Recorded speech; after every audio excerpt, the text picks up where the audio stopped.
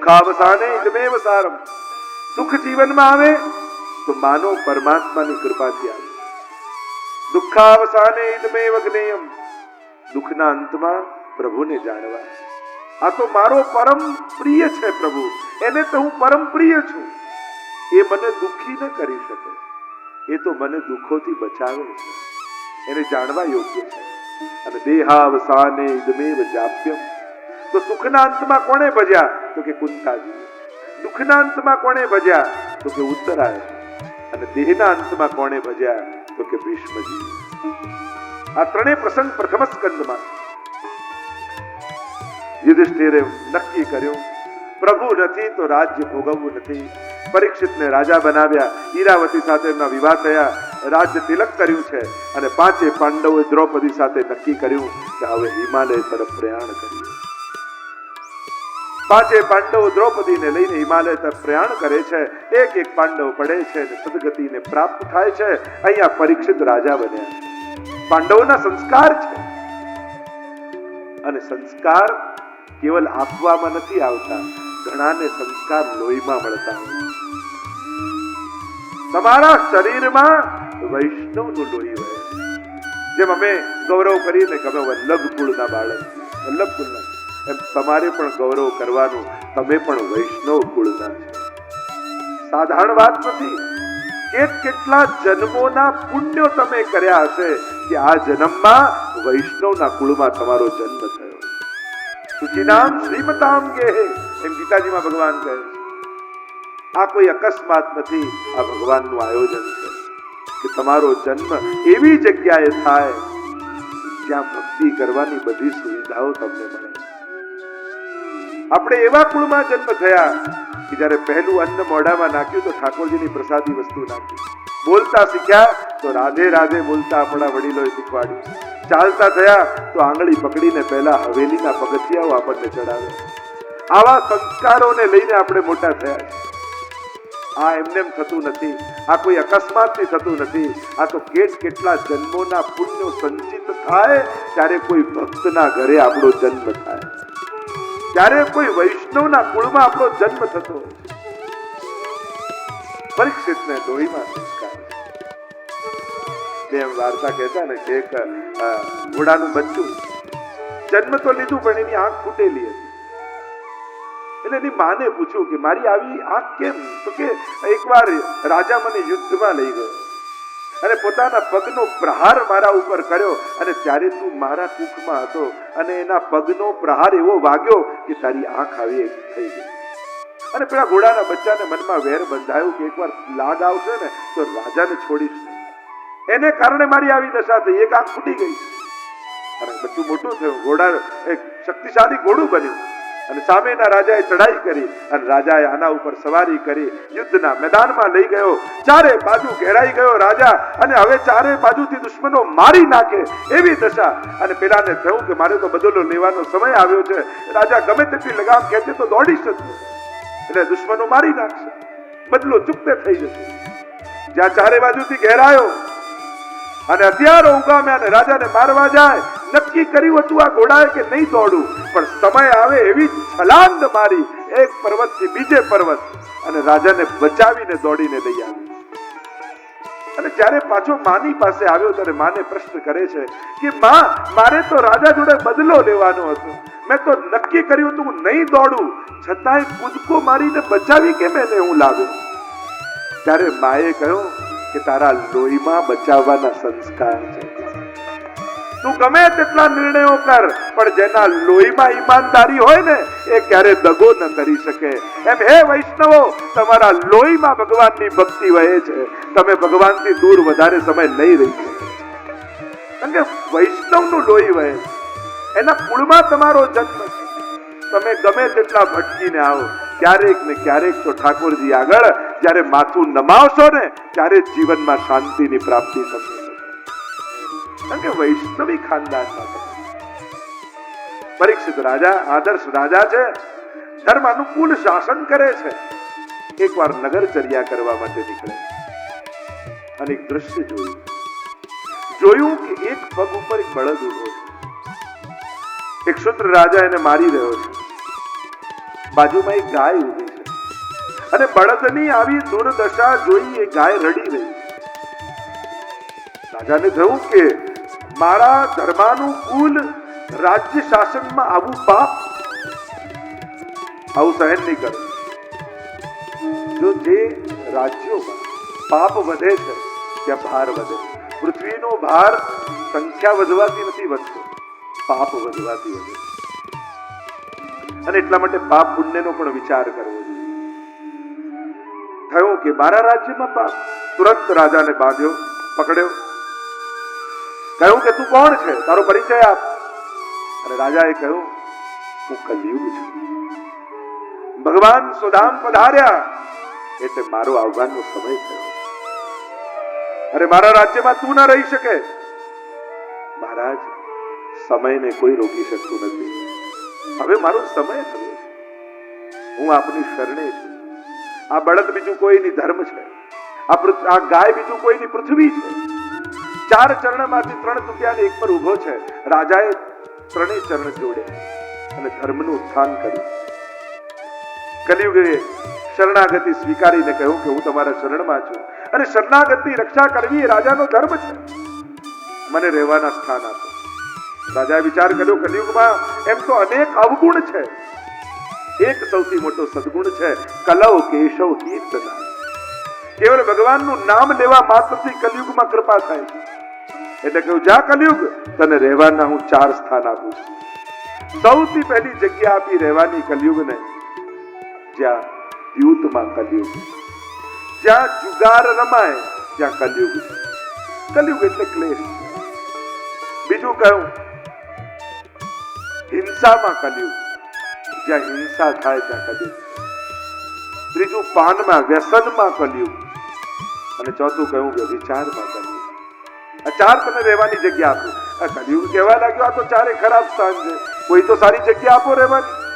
એવું જાઓ સુવર્ણમાં પણ કલિયુગ, અનિતિના ધનમાં કલિયુગ, જ્યાં અનિતિનું આવશે ત્યાં કલિયુગ એટલે કે ક્લેશ આવશે. સ્થાન મળ્યું. રાજા પાછા આવ્યા પોતાના મહેલમાં.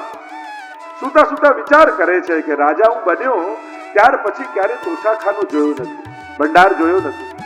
કાલે સવારે જાઉં અને જોઉં તો ખરા અમારા પૂર્વજો અમારા માટે શું શું મૂકી ગયા. બીજા દિવસે સવારે ગયા પરીક્ષિત મહારાજ, જ્યાં તોશાખાનું ખોલ્યું અને હાર પડ્યા છે, કંકણો પડ્યા છે, મુગટો પડ્યા છે, ખૂબ બધું વૈભવ છોડીને ગયા. અને બધાને જોતા જોતા રાજાની દ્રષ્ટિ એક મુગટ ઉપર ગઈ. જોયું કેવો સરસ મુગટ છે. અરે મેં તો ક્યારે પહેર્યો જ નથી. આ લાવ પહેરીને જોઉં તો ખરા મારા ઉપર કેવો લાગે છે. અને આ મુગટ એ જરાસંધનો મુગટ છે. જ્યારે ભગવાન ભીમને લઈને ગયા ને એને માર્યો અને વિજયના પ્રતીક રૂપે ભીમે જરાસંધનો મુગટ લઈ લીધો. ભગવાને કહ્યું કે અનિતિનું ધન ત્યાં ન લઈશ. અરે પહેરીશ નહીં, વિજયના પ્રતીક રૂપે ઘરે રાખીશ તો ખરા. પ્રભુ કહે ઘરમાં આવશે તો ક્યારેક પોકાર ન લઈશ. ભીમ માન્યા, લઈને આવ્યા ને ભંડારમાં રાખી દીધું. અને પરીક્ષિતે જ્યાં મસ્તક પર પહેર્યું, પોતે જ સ્થાન આપેલું અનિતિના ધનમાં તારું સ્થાન. અને કલિયુગને મોકો મળ્યો, મસ્તક ઉપર આવીને બેસી ગયો. અને જ્યાં મસ્તક પર આવ્યો એટલે રાજાને વિચાર આવ્યો કે આ બધા રાજાઓ તો શિકાર કરવા જાય અને હું આટલો મોટો ચક્રવર્તી રાજા, હું તો ક્યારે શિકાર કરવા નથી ગયો. હિંસા કરવાની ઈચ્છા છે, મારવાની ઈચ્છા છે. સિપાહીને સૈનિકોને લઈને ચાલ્યા છે રાજા શિકાર કરવા માટે. ક્યાંક જંગલમાં બધા છૂટા પડી ગયા, ખોવાઈ ગયા. સવારથી ભૂખ્યા તરસ્યા થયેલા પરીક્ષિત મહારાજ ચારે બાજુ સ્વજનોને સિપાહીઓને ગોતે છે, બૂમો પાડે છે, કોઈ દેખાતું. અને ભૂખ્યા તરસ્યા થયા છે. ચારે બાજુ ક્યાંક કોઈ ગામ ગોતી રહ્યા છે. એટલામાં દૂરથી શમિક ઋષિનું આશ્રમ દેખાય. અને રાજાએ એ આશ્રમમાં આજ્ઞા લીધા વગર પ્રવેશ કર્યો. મહાપ્રભુજી કે આ પહેલો અપરાધ, પૂછ્યા વગર પ્રવેશ કર્યો. બીજો અપરાધ કર્યો, જ્યાં શ્રદ્ધા રાખવી જોઈએ ત્યાં શંકા રાખવી. ઋષિ ધ્યાનમાં બેઠા હતા અને રાજાને કલિયુગ સવાર છે ને, અને કલયુગ માટે સવાર હોય ને ત્યારે કોઈની શ્રદ્ધા પણ આપણને દંભ લાગે. એવું કે જો ઊભા થઈને મને સન્માન ના આપવું પડે ને એટલા માટે આંખો બંધ કરીને બેસવાનો ડોળ કરી રહ્યા, ધ્યાનનો ડોળ કરી રહ્યા. લાવ પરીક્ષા કરું, જોઉં તો ખરા ખરેખર ધ્યાનમાં છે કે નાટક કરે છે. બાજુમાં મરેલો સર્પ પડ્યો હતો, તીર કાઢ્યું, સર્પને ઉપાડ્યો અને રાજાના ગળામાં વીંટળાવી દીધું. ઋષિ તો ધ્યાનમાં.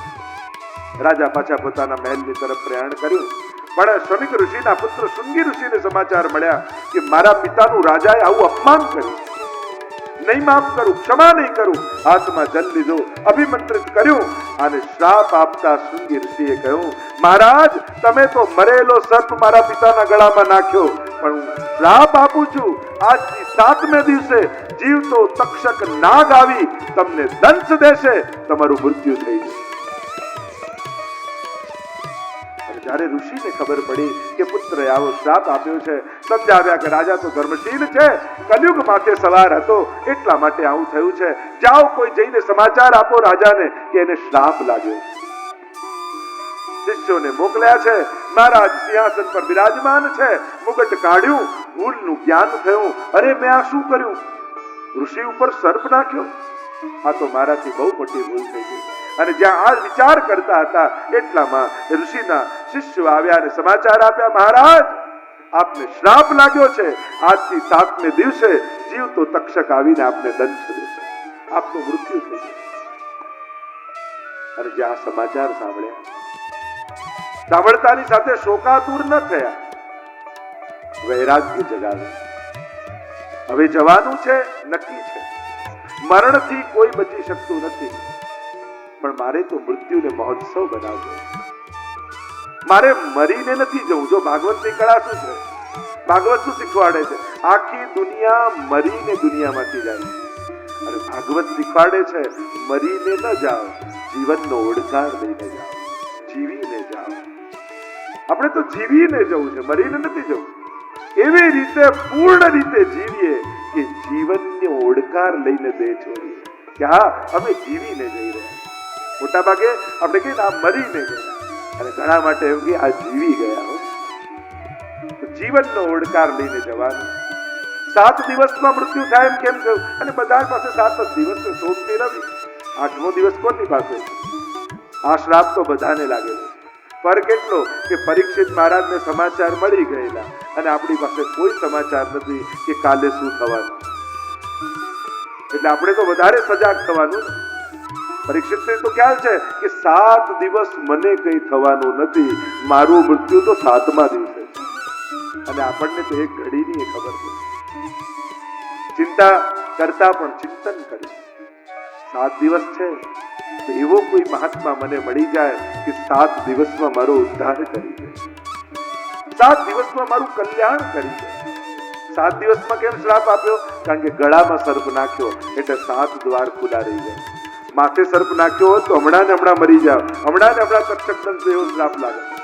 પણ 7 દ્વાર, 2 આંખો, 2 કાન, મુખ, 2 નાસિકા, અને એટલા માટે 7મા દિવસે મૃત્યુ થયું. વૈરાગ્ય જાગી ગંગાજીના કિનારે આવ્યા છે. કોઈ મહાત્માને શોધે છે, કોઈ ગુરુ મળે. બેસેલા મહાત્માઓ તપશ્ચર્યા કરતા હોય, ચરણોમાં પડે ને વિનંતી કરે, 7 દિવસમાં મારો ઉદ્ધાર થઈ શકે? ઋષિઓ કહે, અરે અમે હજારો વર્ષોથી તપ કરીએ છીએ, અમારું કલ્યાણ નથી થયું તો 7 દિવસમાં તારું કેમ થઈ જાય? જેની પાસે જાય એ કહે કે સંભવ નથી.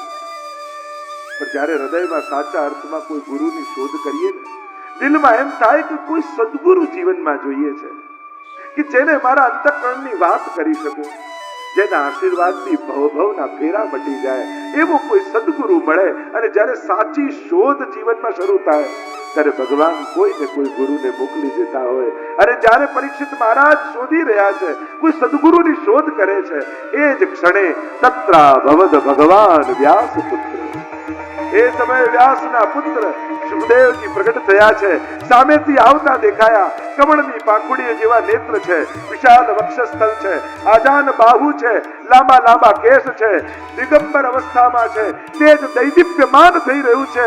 અને જોતાની સાથે પરીક્ષિતને એમ થયું આમના હાથે જ મારો ઉદ્ધાર લખાયો છે.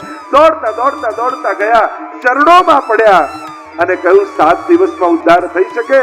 સુખદેવજી કહે 7 દિવસ તો ઘણા કહેવાય, 2 ઘડીમાં ઉદ્ધાર થાય એવા ઉદાહરણો છે. ગુરુ ક્યારે ભરોસો તોડતો નથી, ગુરુ ક્યારે હતાશ નિરાશ કરતો નથી. જે આશા જગાડે ગુરુ છીન में ले उतरे, गुरु बिन ऐसी कौन करे, अर्थ सकल तेनो सीधो, લીલા માએ તાણીને લીધો. અને સુખદેવજી હાથ પકડીને કહ્યું ચિંતા ન કરીશ, ભાગવત જેવી કથા છે અને એ શ્રવણ કરતાની સાથે ઠાકોરજી તારા ઉપર કૃપા કરે. મૃત્યુ તારો મહોત્સવ બની જશે. બધા મરીને જાય છે, તું જીવીને જઈશ, જીતા જીવંત મુક્તિનો અનુભવ કરીને જઈશ. સુખદેવજીના ચરણોમાં બેસીને 2 પ્રશ્નો પરીક્ષિત મહારાજે કર્યા. પહેલો પ્રશ્ન કરતા સુખદેવજીને કહ્યું છે પરીક્ષિત મહારાજે, જેનો જીવ માત્રના કલ્યાણનો ઉપાય છે. આ પ્રત્યેક દુનિયાભરનો જીવ અનેક દુઃખોથી ગ્રસિત છે, અનેક ભયના જીવનમાં છે. તો જીવ એનું કલ્યાણ કેમ સાધી શકે, એનું કલ્યાણ ક્યાં છુપાયેલું છે, જેથી જીવ એ કલ્યાણના માર્ગે આગળ વધે. અને બીજો પ્રશ્ન કર્યો, જેનું મૃત્યુ નિકટ હોય એને શું કરવું જોઈએ? મારી પાસે બહુ સમય નથી, મરણની બીક નથી, પણ અંત સમયમાં હરિનું સ્મરણ ન ચૂકાઈ જાય એનો ડર છે.